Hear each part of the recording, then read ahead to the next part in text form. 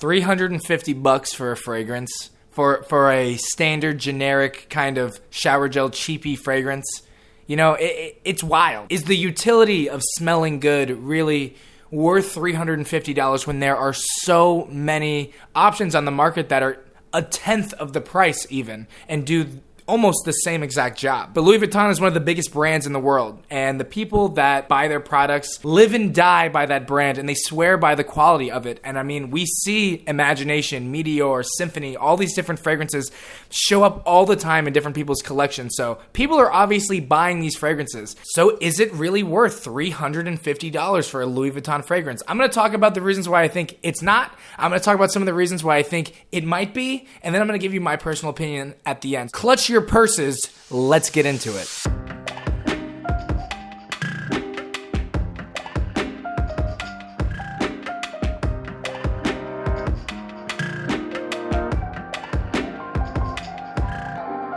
All right, let's start with the low-hanging fruit. Why I would say absolutely hell no to spending $350 on a Louis Vuitton fragrance. I think this is going to be some of the easy ones, so let's get this out of the way first. Is smelling good really worth a $350 price tag? I don't care how much money you have in your bank. I don't care if you have infinity dollars to spend on whatever it is that you want. Is this a reasonable purchase for what it is? And keep in mind, this is a designer fragrance. You know, obviously we see niche fragrances that go even higher than this in the $400 or $500 price category, but we're not talking about niche fragrances. We're talking about Louis Vuitton, which is a designer fragrance house. And I mean, it is the most expensive designer fragrance on the market by far. You know, Chanel just came out with the new Bleu de Chanel, $275 for the newest Bleu de Chanel.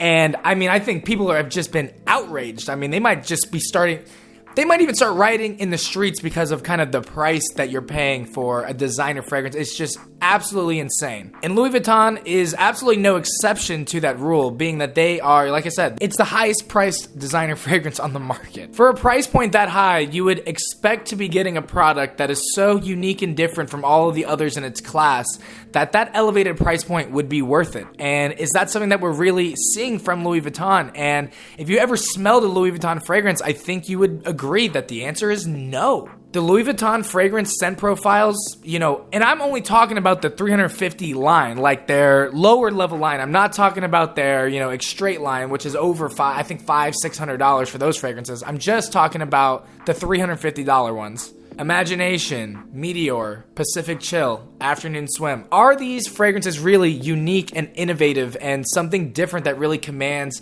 this elite tier price point? And I think the answer is no. Let's start with their most popular offering, Imagination. I remember smelling it for the first time in the store and just being like, wow, this is what people are spending $350. And like, it's not a bad smell. It's not like I smelled it and I'm repulsed by it, but you know, when you have a steep price, your expectation for what you're going to get in return, you know, is very, very elevated. So when you smell and you're like, this just smells like kind of a generic designer soap, you know, it's really like $350. Like when you think about what you can get for $350, especially when you talk about discounter prices, obviously you're going to pay the brand tax. I mean, these are luxury products and these are luxury brands. Like that's to be expected, but dupes aren't going to come out and totally just, you know, recreate it anyways. And just the fact that you could get maybe multiple bottles of other fantastic designer fragrances, you know, it's just kind of like, you know, where is the bang for your buck here at all? So I think it's just really obvious. I think, you know, a lot of people who go into the Louis Vuitton store and they sample these Louis Vuitton fragrances for the very first time, they have this realization where you're kind of like, what the fuck? $350? It's almost gross. You know, it's almost one of those things like when you walk in there and you really like, this is the pinnacle of capitalism right here, is just smelly water for $350. And people just happily paying for it. It's like you're red pilling in the Matrix right now. You're kind of like, what have we done? What have we done to our society, to our citizens, to make them think and believe that they should be spending $350 for this very soapy generic scent? Generic products with an absolutely colossal brand tax. I mean, you're paying a monthly car payment for a fragrance. There's been plenty of complaints about performance issues when it comes to Afternoon Swim and Pacific Chill. Those fragrances, a lot of people are saying they only last 3 hours, they only last 4 hours. And when you have that level of a price point, you really should be able to say that you are getting top of the line in every aspect of the fragrance. And I would say Imagination is probably the only one that I think has really been able to get a unanimous verdict from the fragrance community that it kind of is able to check a lot of those boxes for the price, you know what I mean? So it's not really hard to shit on Louis Vuitton fragrances because, number one, the price is just so astronomically out of this world. It's one of those things that really makes you go, this is why dupe brands exist. This is why fragrance houses that are putting out quality products for $30 and $40 are able to exist, because when you have something like this, it's not for the common man. I'll say it like that. Now, I have to admit, after I've kind of sampled the Louis Vuitton fragrances for the first time, and I kind of went home, and I kind of thought a little bit more about it, I smelled them, I took my cards home, and I continued to kind of smell them, hours after leaving the store and whatnot. The more I thought about it, the more I'm not gonna lie, I had a little bit of a change of heart, and maybe not in the sense where I would tell you to go spend this money. You do whatever you want with your own money.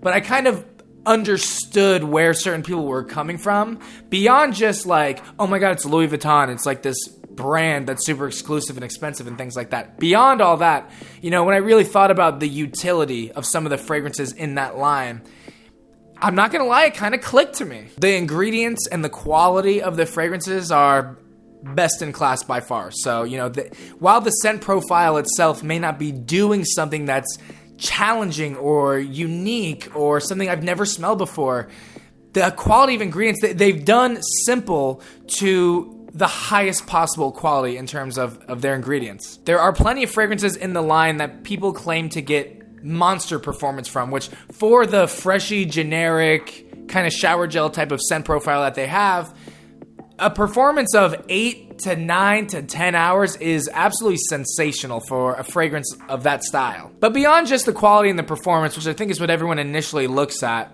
I really thought about the utility of these fragrances. And honestly, I think you could say this with almost every single one in the line. There's just not a bad time to use any of them. They are, I would say, the most expensive dumb reach designer fragrance that could exist. When you think about a fragrance like Imagination and the fact that you can wear it anywhere, you can wear it to the office, you can wear it on a date, you can wear it to go grocery, there's no bad time to wear it. And I think whenever you see people making videos where they're holding up their Louis Vuitton bottles of Imagination, you always see there's a big old dent in it. And that's because people actually wear them. They actually have use. They actually have utility.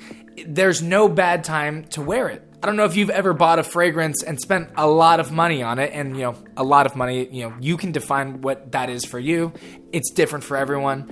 But if you spent any amount of money on a fragrance and you ended up just kind of letting it sit in your closet, maybe you like it, you like wearing it, but you're not reaching for it that often, you don't actually have the utility of that fragrance, that can be something that's a little disheartening. That could actually make you dislike a fragrance, and that has happened to me before. When I first got into niche fragrances, I really loved Santal 33. I got a full-size bottle. It was expensive as hell, and then suddenly I was just really kind of finding it like I wasn't really reaching for it that often. I do love the way it smells, but it just didn't have the utility for me. And so because of that, I just wasn't reaching for it that often. And I just continued to explore other fragrances. And then I just had a really expensive bottle of smelly water that I wasn't wearing, just sitting in my closet. And that's one of those disheartening things, and maybe everyone feels differently. This is just kind of how I feel. Like, I want there to be some utility to the fragrances I have. There's so many fragrances I've smelled that I loved. I loved what they were doing with it. I loved the scent profile. I love what they were going for, especially in the niche world. But there's just no circumstance when I really want to smell like that. That is not the case with fragrances like Meteore and Imagination and Afternoon Swim and all these other ones that we've been talking about. These are true dumb reach fragrances that people will wear. If you have this in your collection, it is going to be a fragrance that you reach for. So it's one of those things like, would you rather spend $350 on one fragrance that you're going to actually wear all the way down to the bottom of the bottle?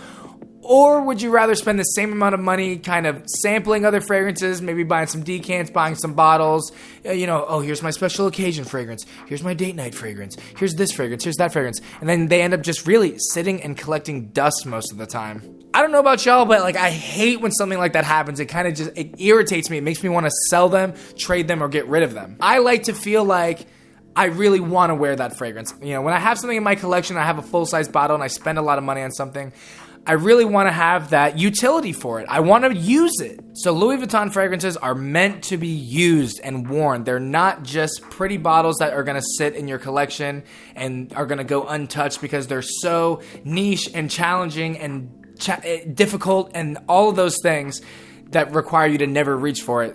It truly is kind of the one fragrance to rule them all. And to counter my own point about price, obviously that $350 price tag is what it costs just to get that first bottle, but in case you didn't know, you can refill your Louis Vuitton fragrance bottles, and I think to refill it once you've already gone through it is around $220 at the time that I made this video, so $220 for Louis Vuitton, like, honestly, once you've kind of gotten past that entry fee of like the cost of the bottle, if you kind of just consider that the bottle is your entry cost, and then from there on, it's $220 for 100 milliliters, it's a little bit more reasonable. I know I'm doing some like capitalistic justification of spending money on something that may not really be worth it dollar for dollar, but that's kind of just the boy math way of thinking about it. And so my final thoughts are, I kind of get both sides of this. I get why people think it is absolutely insane when there are great products that cost a tenth of the price, but I also get people who really love this brand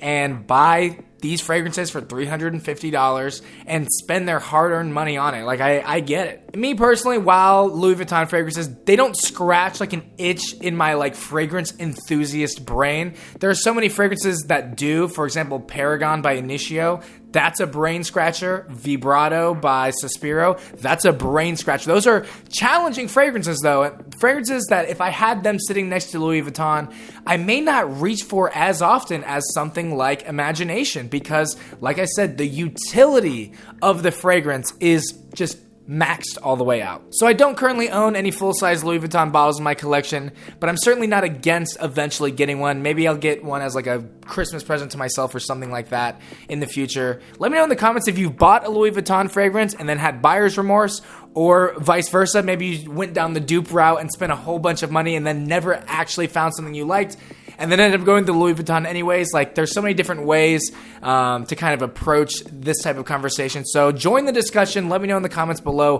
what you think about Louis Vuitton fragrances and their price point, and if you think they're worth it. I would love to hear from you down in the comments below. If you like discussion-based videos such as this one, I encourage you to subscribe to the channel. It would help me get this video out and help me grow the channel. This is a brand new channel for me. So yeah, hope to see you in the next video, guys. Thanks so much for watching. Peace.